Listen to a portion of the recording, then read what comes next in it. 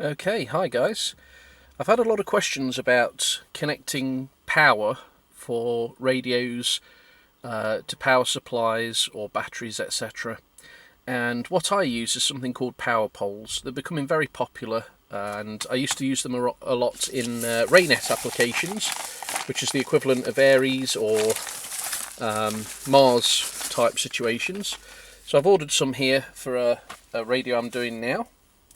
And Powerpoles are these things here. So just to try and get this in focus, let me just see if I can do that. Okay, so Powerpoles consist of little metal inserts that slip inside a body connector. So here we go. This is an insert. As you can probably see, the cable will go in this end, same as any sort of crimp connector would. And I'll just see if I can zoom in here. I'm using a different camera today, so I hope this is focusing well for you. There we go. So we have one end that the cable goes into, the power cable, and we have another end which goes into the actual fitting itself. And you'll see it's a spade shape here, and you'll see why in a minute. Powerpoles for this type actually have three different sizes. They have ones that fit 15 amp cables, ones for 30 amp cables, which are the most common that you'd use probably, and this one in particular is for 45 amps. And the difference is the size of the end here. So the 15 amp one is smaller, the 30 amp is medium sized, and this is the large one. Okay, so how do these work? We have these Powerpole connectors here, and if I can get into the bag, I'll show you what these look like. There's two colours, there's a black one and a red one, and they're both identical. Okay, this is what they look like. Let me just see if I can again get this focused. They're plastic, and you'll see in the left hand side here there are actual slots and valleys. Again, I'll see if I can get this focused better. There we go.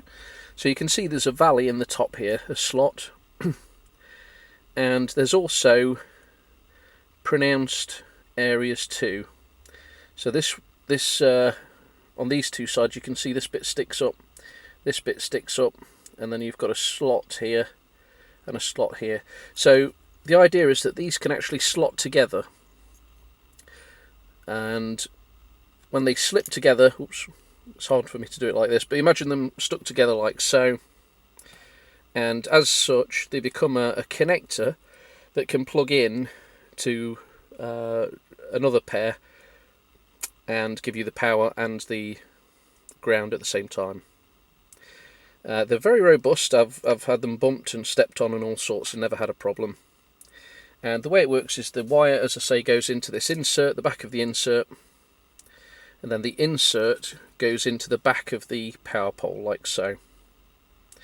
So today what we're going to do is crimp the wire into the insert, and I have a crimping tool for this which you can purchase. They're relatively expensive. You could also just fold these over around the wire and solder it, which is another common way of doing it. So whichever you prefer. And then we have the spade end, and as it inserts into the power pole, again if I can get this to focus, bear with me.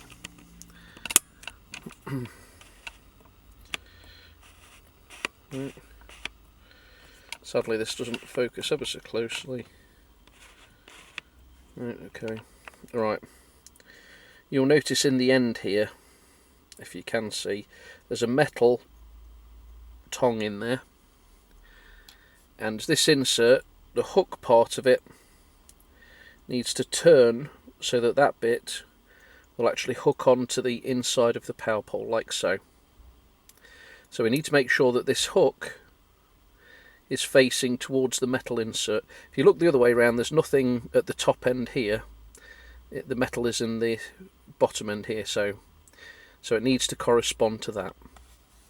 So let me just get everything ready here and we'll have a go.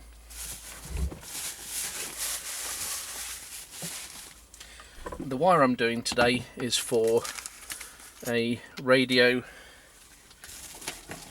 that I've recently acquired, and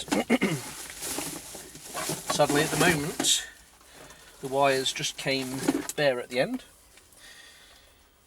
And just to show you what we're going to be connecting it to, here's a power supply. We have ring clips connecting it at this end, a piece of wire which is, I don't know, a foot long and a bit, and this end we've got the Powerpole connectors. Again, I'll just try and focus in on this.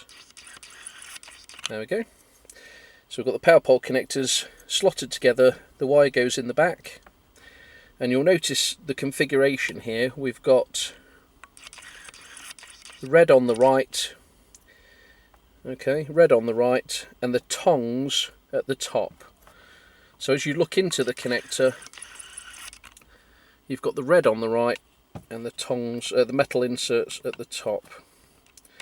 Again, apologies for the issues with focusing here. I'm trying to do this with a new camera and it's a bit fiddly. Okay, I'm hoping this will, I think that's the closest it will focus. So you'll see there's some writing as well on the end of the tip, and that wants to be at the top, and again, as you can see, the metal inserts are at the top. So that's what it will look like when it's done. So the new ones will plug into this and give us a good connection. So let's get this ready. Alright, so this is the cable I've got. I'll just focus in here again.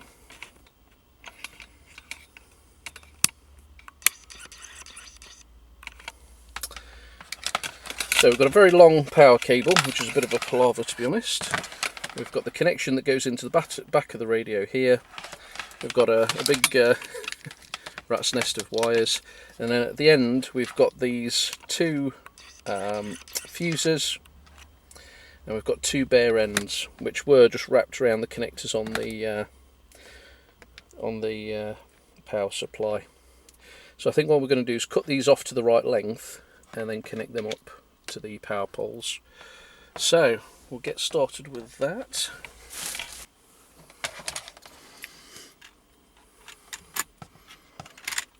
And so I'm just going to measure roughly how much wire we need and then clip it off. And we don't need much at all with this. Let's see where the clipping bit is. Here we go.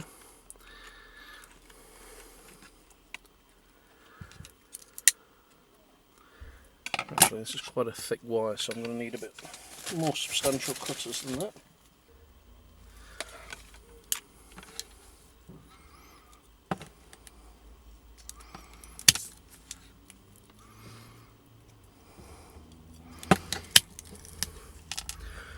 Okay, so here we go. We've cut that off. Try and get this done. Okay, here we go.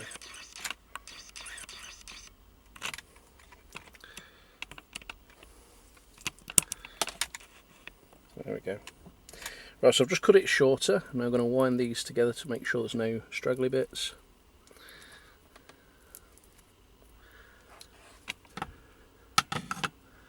And then the next step is to crimp these on. Okay, so that looks just about right. This then goes into this tool here. This is the Powerpole connection, and there's three different holes here. They're labelled 15, 30 and 45, and what we want to do is make sure we've got the wires in the correct order. So looking at the previous connection here, we've got red on the right, black on the left, like so. And as with them in that configuration, we want the little hook inserts facing upwards. So red on the right with the hook facing upwards. So again, if we go like this, bring them together, we can have the red on the right and the hook facing up like so. So that's the plan. We're then going to carefully insert this in, trying not to move anything that might cause a problem. I'm just going to move this away from the camera while I do this, because I'm trying to make sure I don't miss anything.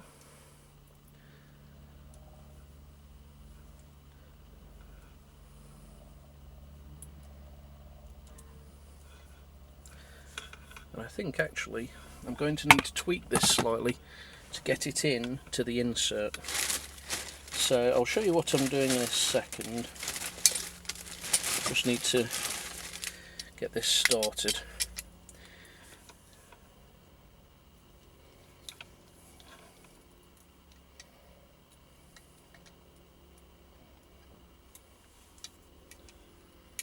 What I'm doing is I'm just sort of pre-folding those tabs in a bit to hold it slightly. So I've just used a pair of pliers to sort of partially crimp this. Whoops. It's a bit ungainly as we do it, but we'll get there. Right, it's now into the crimper, and provided everything's looking good, I can just crimp this all the way in and let go. That should be spot on, or near enough. So there we go, we've got that crimped. As you can see, it's folded it over nicely and it's on rock solid. At this point, with the tab facing upwards, we can now slot this in, and you'll feel it a bit firm at first. It'll then slide and glide in, and then you'll hear a click. There we go, just heard a click. And now, if you could see in there, which you probably can't ever so well, that tab is now hooked over the metal tongue. So we've got a good solid connection there, which is great. Next I've got to do the negative, the black. So I'm just going to make sure, again, it's all folded over. I'll grab another insert, again making sure the tongue's facing upwards, the little spade hook. Okay, so we're going in like this. And same again, I'm going to pre-crimp this a little bit, just to allow it to slot in quickly and easily into the... Now all I'm doing is literally just squeezing these tabs in a bit, just to hold it like so. And then when it goes into the crimp tool, the goal is that it all easily goes in straight, etc. In fact, I'll just tweak that slightly more the other way. That's it. So folding the tabs in slightly just means that when I try and fiddle with it going through into this hole, it's less of a task. Okay, so it goes in through the slot here, and then we start crimping. And this is a ratcheted crimper, so you have to close it all the way up for it to release. If you only close it part way, it won't actually release. There we go. So another crimped connection there. There we go.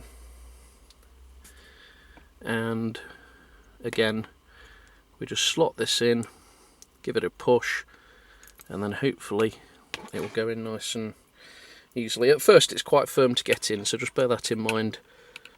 And once it starts the first bit, you should then find it slides nicely for a bit and then clicks just as it reaches the back. Now you might need to use pliers to hold the wire if it is a bit finicky, which sometimes it is. And inside there's a little bump, so it's got to get over that bump to then seat. And again, sometimes it's a bit finicky getting over the bump. If you've got something pointy to press on the wire from behind, that would be a big help to press it in. And I do have something of the sort, or a small screwdriver, anything like that should help you to just push it in without bending it. The key thing is you don't want to bend the connection. In fact, a pen, let me just try a pen. Got a little pen here, so I'll just try this. And all I'm doing is poking this up the back here just to try and help seat it. I don't like pressing too hard just while it's waggling its way in there, because if the wire starts kinking, then you've forever got a kink in there that makes it not go in straight. Okay, so a little bit more fiddling around. It's one of those things where sometimes it goes in first time really easy, other times it's a bit of a pain to deal with, and once it's in we can just slot these two together. Alright, let me try and do this in front of the camera if I can. Right, it's a bit of... Move the wire over. There we go. So they're now slotted together, and they will then connect to the other wire, like so. So red to red, black to black. And there you go, you've got a really nice easy connection and dead easy to deal with. There are some holes here where you could put a little tag that they make, a bit like a cocktail skewer. It goes in there and that will stop them from coming apart. You could also use a wire tie between the wires going all the way around, and that would stop them. So if it was more of a permanent installation and you wanted to make sure they stayed together, you could do that, but it does take quite a bit of effort to disconnect them. But very reliable, very nice connection, so highly recommended. Okay, I hope that's helped you. If you have any questions, put them in the comments below. Thanks very much.